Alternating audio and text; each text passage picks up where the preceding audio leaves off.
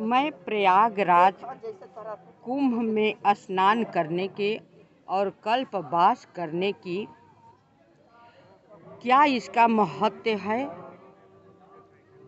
वो कथा मैं कह देती हूँ।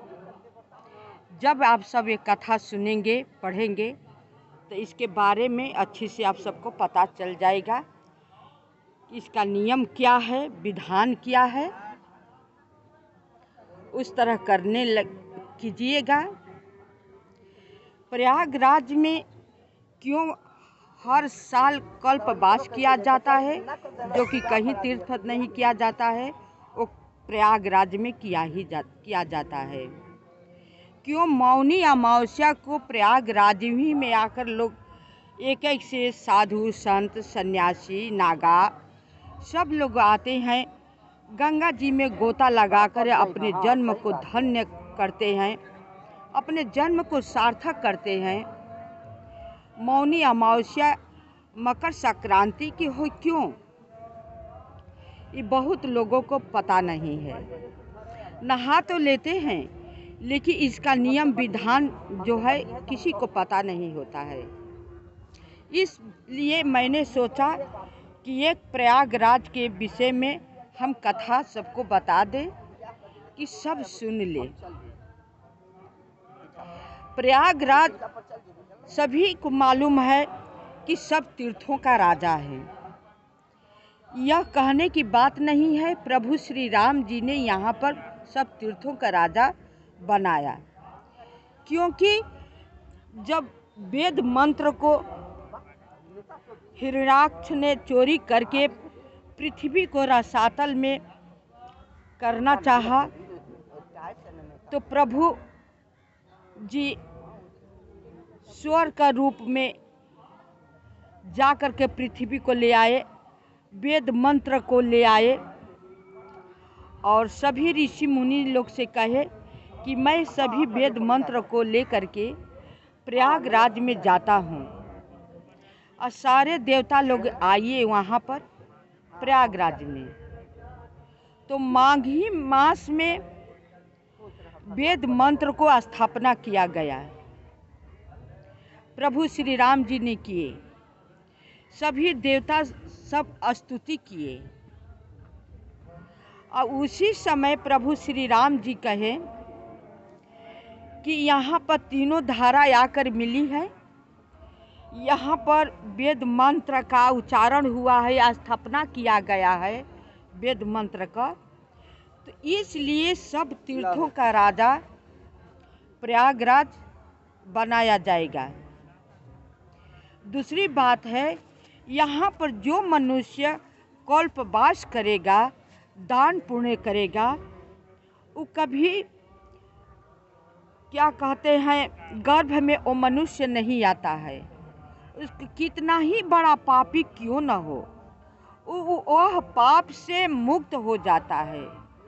जो भंडारा करवाता है इस जन्म में तो वो सुखी है ही है, राजा है ही है, लेकिन अगले जन्म 7 जन्म तक वो राजा बना रहता है।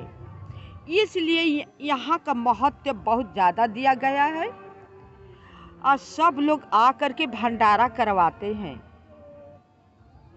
जितना भंडारा करवाने वाले को जितना पाप होता है सब छूट जाता है। जितने पब्लिक खाती है, एक एक कण अन्न का जो खिलाता है, उसका पाप उसी तिल तिल के बराबर रोज घटता रहता है। कल्पवासी लोग हैं जो कल्पवास करते हैं, उनके पास भंडारा कराने के सामर्थ्य नहीं है, वो चाह करके नहीं करा पाता है। वो केवल कल्पवास करके जो किंचन दान बोलते हैं, किंचन दान एक अलग से होता है। वो किंचन दान करते हैं,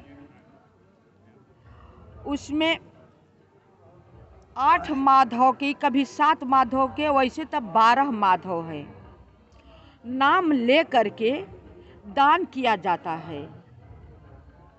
दान के बाद फिर वो पंडा को दिया जाता है। बाद में फिर अलग से आप अन्न लेकर के उसमें तिली के लड्डू बना कर रख लीजिए, दाल ले लीजिए, दीप जला लीजिए और गंगा की तरफ अपना मुंह करके हो जाइए। अब पंडा जो है मंत्र बोलेंगे आपको, वो दान होता है। वो किंचन दान बेनी माधव के संपूर्ण 12 माधव हैं, उन्हीं के ऊपर प्रयागराज है, 12 माधव हैं। वो जो किंचन दान होता है उनका नाम से होता है, उनके लिए हमने दान कर दी, क्योंकि हम यहाँ पर कल्पवास कर रहे हैं, आपके शरण में हैं, आप रक्षा मेरी कर रहे हैं, तो उनका हम ऋणी रहते हैं। इसलिए वही किंचन दान बनाया गया है। पहले उनका दान कर लेने के बाद तब बाकी का अपना दान करना जरूरी होता है। ये दान हो गया। अब रह गया मकर संक्रांति। जो मकर संक्रांति में दान करता है उसका कभी निष्फल नहीं होता है। जो करता है पाप करता है फिर भी उसका धर्म जो है बचा रहता है। नहीं तो और दान जो होता है, दान कर लेने के बाद आप पाप करते हैं तो पाप का भागीदारी आप हो जाते हैं। लेकिन यह दान ऐसा है प्रयागराज का कि जो दान करते हैं वो दान बाकी का आपका शेष बचा रहता है। दूसरी दान हुआ मौनी अमावस्या। आप सब सोच रहे होंगे कि मौनी अमावस्या में प्रयागराज में ही इतना क्यों महत्व दिया गया है, तो इसका महत्व हम बता देते हैं। प्रयागराज मौनी अमावस्या में तो आप हर जगह मौन रहकर स्नान कर सकते हैं, उसका फल मिलेगा। ये बात नहीं है कि प्रयागराज में ही फल मिलेगा। आप मौनी अमावस्या के जहाँ पर भी मौन रह कर के स्नान करेंगे वहाँ पर आपको फल मिलेगा।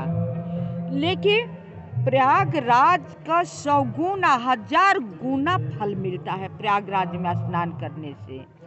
मौन रह करके आप स्नान करिए। दूसरी कारण ये है कि प्रयागराज में एक एक से गुफा में रहने वाले संत लोग आते हैं,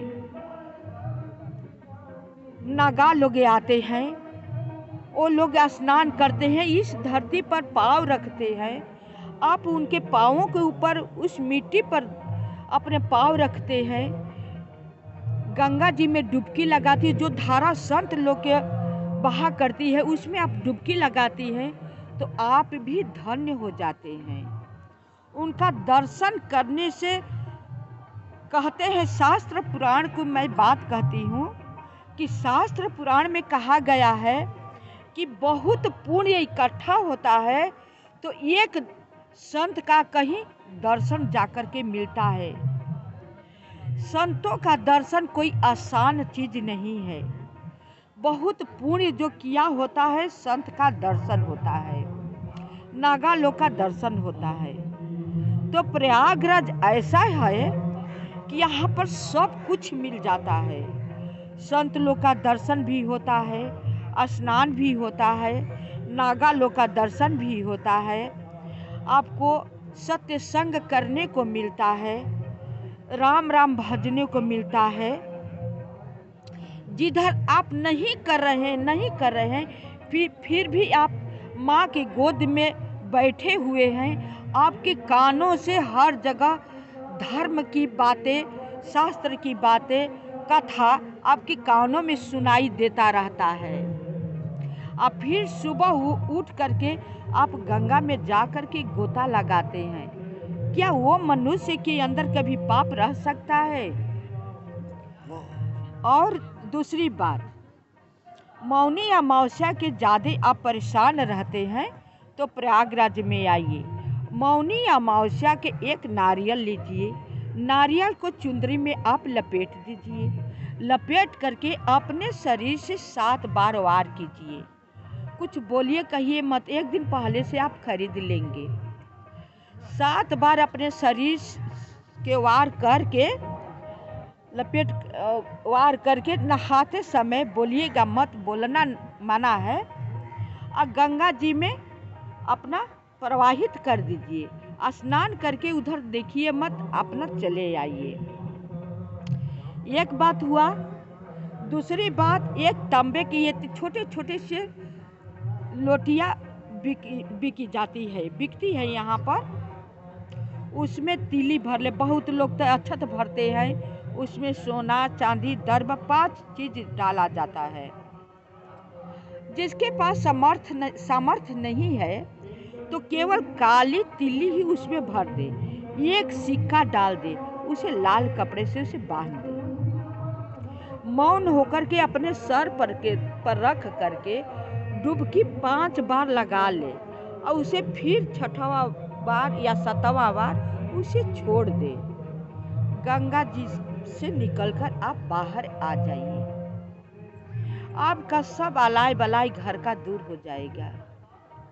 इससे भी आप ज़्यादा परेशान हैं, जो आपके घर में व्यक्ति ज़्यादातर के परेशान हैं, उस व्यक्ति के आप सर से लेकर के अंगूठे से लेकर के काला धागा आप नाप लीजिए। उसमें जितनी उसकी उम्र है उतनी गांठें लगा दीजिए। गांठ लगा करके और ले करके मौनी अमावस्या के उसे प्रवाहित कर दीजिए। उसमें उसका सारा अलाय बलाय ग्रह जो है समाप्त हो जाता है। ये प्रयागराज का मौनी अमावस्या के इतना महत्व है, सब समाप्त होता है। गंगा जमुना जहाँ पे त्रिवेणी है, क्या इतना देश विदेश के लोग आते हैं सब अपना पाप धुलने ही के लिए। भंडारा सब चलवाते हैं, करवाते हैं, सब मूर्ख नहीं है, अपना पाप का प्रायश्चित करते हैं। तो प्रयागराज आप सब आइए श्रद्धा भाव भक्ति से। और जो हमने बताए हैं, आप अपने घर पर परेशान हैं, मनुष्य के जो जो जन्म लिए हो परेशान तो रहेंगे, रहते भी हैं, लेकिन हर चीज़ का भी उपाय है, हर चीज़ का भी दवा है। लेकिन यही दुख की बात है कि किसी को पता है, किसी को पता नहीं है। मुझे भी कुछ पता नहीं था, लेकिन जैसे कि कहते हैं गोस्वामी तुलसीदास जी कि बिना सत्य संग विवेक न होई। हम प्रयागराज आने लगे, रहने लगे, अच्छे अच्छे लोग के साथ में रहने लगे, तो हमें बहुत कुछ का अनुभव होने लगा।